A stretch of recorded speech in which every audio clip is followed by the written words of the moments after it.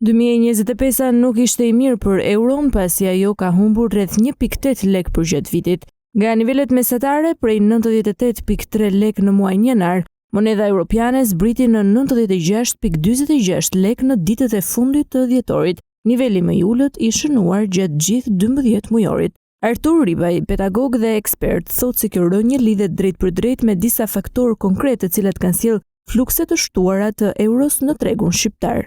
Disa nga faktorët kryesorë të cilët kanë ndikuar në rënjen është fluksi turistëve. Një faktor tjetër i rëndësishëm është gjithashtu blerja nga jo rezidentët. Ribaj thekson se rol ka luajtur edhe politika monetare Bankës Qendrore Evropiane, e cila ka ndjekur një qasje të uljes së normës së interesit për euron. Qëndrimi që mban Banka Qendrore Evropiane për një ulje të normës së interesit për euron. Në fund të vitit 2025, euro zbriti në nivelet 95-96 lek, ndërsa në janar shkurt u regjistrua një rritje e lehtë, çka sipas ekspertit mund të ndjekë në të njëjtën ecuri edhe në vitin e ardhshëm. U rrit gjatë janarit dhe shkurtit për shkuar në 98-99.